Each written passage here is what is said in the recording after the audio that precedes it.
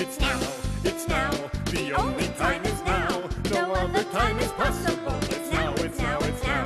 What time is it? It's now. How about So let's bring out our first guest. Our first guest is Christina Englehardt, and she is an absolutely wonderful, adorable person. Come on out, and we'll tell you about Christina. Hello, Christina. Tons of applause. Christina is a triple threat. She is a writer, a producer, an actress, a mommy. A wonderful mommy. Wonderful mommy. Two beautiful, adorable daughters.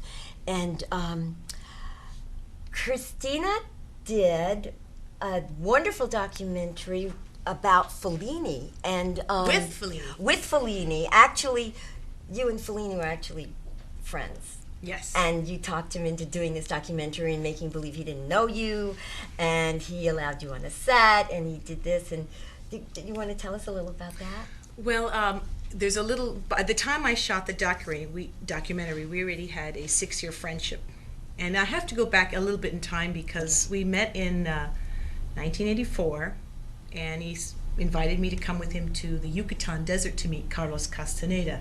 Now, who can resist Fellini meeting Castaneda? I was there, amazed. It was esoteric, to say the least. If anything, I felt sorcery was around us. Things were moving across the room, and it was truly an amazing moment.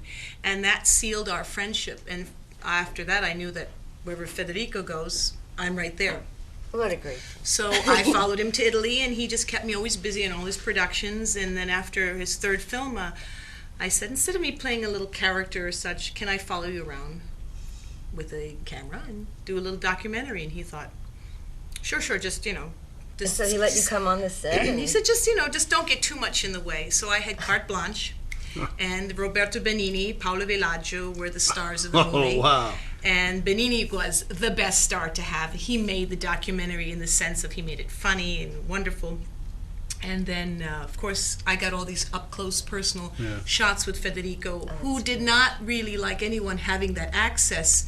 And you'd see him in one scene, you yelling at the camera guy or yelling at this person, and turn and smile for me. And I just felt like, wow, what an honor.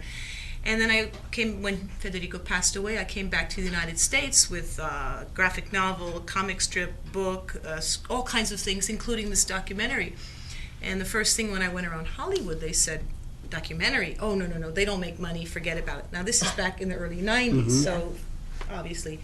And I shelved it. And it wasn't only till a decade later did I hear about these two guys did a documentary on Federico by taking stock footage. And I looked at it and I thought, I got the real thing. Yeah. So I pulled it out of archives. I had to digitally remaster it, color correction. I mean, you can't let a piece of film sit that long in a can.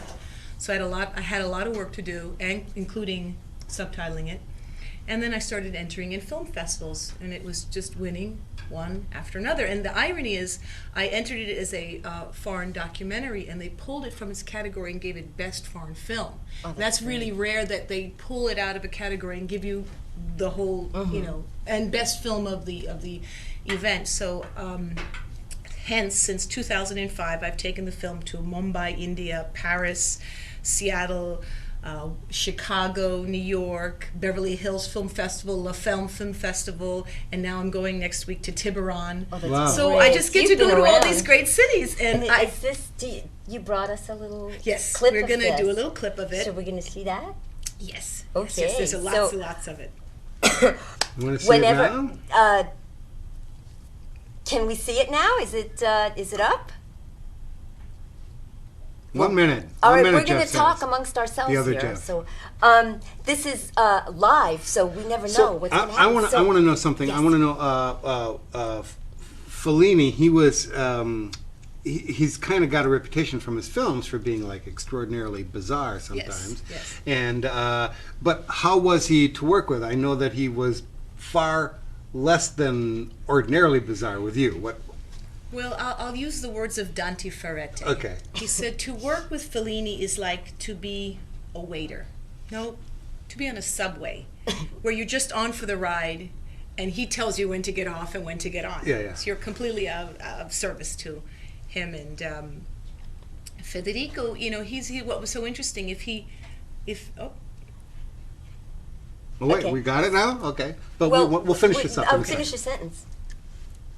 We'll finish it up in a second, okay? We'll finish it up in a All right. second. Okay, That's fine. what they said there. Where we go. Okay, so here we are.